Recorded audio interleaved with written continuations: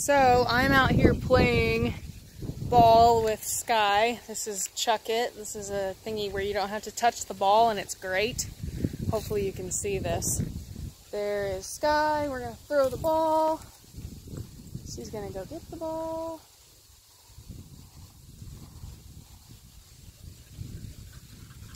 When she comes to me, I say out. She drops the ball. She already dropped the ball on that one before I set it, because she's in the habit already. So let's see if I can be a little quicker on the uptake here. Just coming back. Out. See? Easy. But anyway, so what I want to talk about is teaching the out. So there's a couple different ways to do it. A lot of people will have different opinions on this, but I'll just tell you the way that I taught Sky. Skylar, Abby, leave her alone. He runs after her and wants to play when she's supposed to bring me the ball back. But anyway, so the way that I taught her out is I started before she even was on the e-collar. Well, she was on the e-collar, but I wasn't using it for corrections yet. But I had her bring it back to me. Like, I'd throw the ball, bring it back. She's a retriever. She's like 50% retriever. She's 25% lab, 25% Labrador retriever, 25% golden retriever. So her retrieve instinct is really strong. So I didn't have to teach that part. But she would bring it back to me. I'd have her on a long line, on a leash, and I would say out.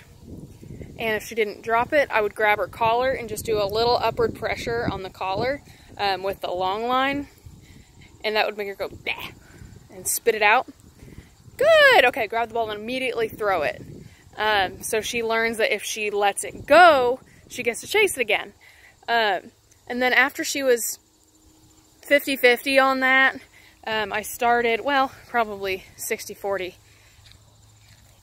Better than worse. I started using the e-collar, because at that point she was ready for e-collar corrections.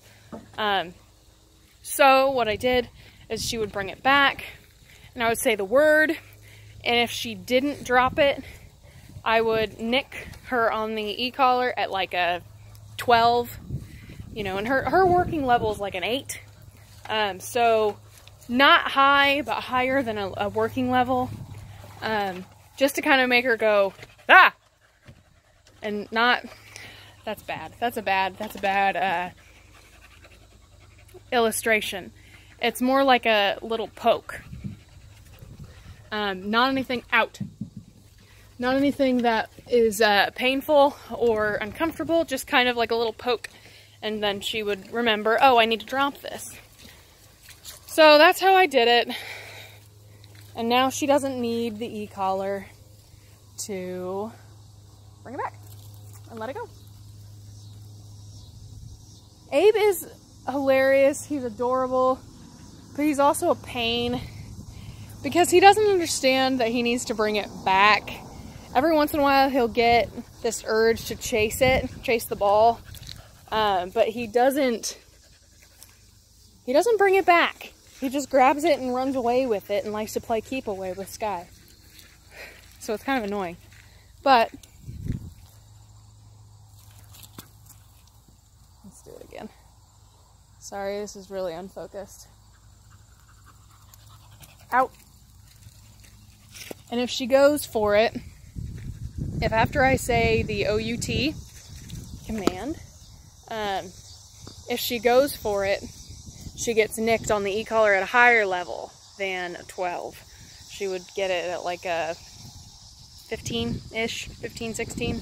Just a little bit more of a poke because she did what I asked her to, but then she went back for it again. Bob! Bob! He took the ball again. Anyway, that's it.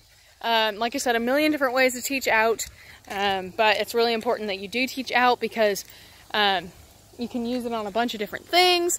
If the dog has something that he shouldn't have, if you want him to drop a toy, you know, whatever. Your dog needs to have a solid out command, especially if they have any sort of resource guarding tendencies. Come on, camera, focus. No, it's okay, you don't really even need to see me that well anyway.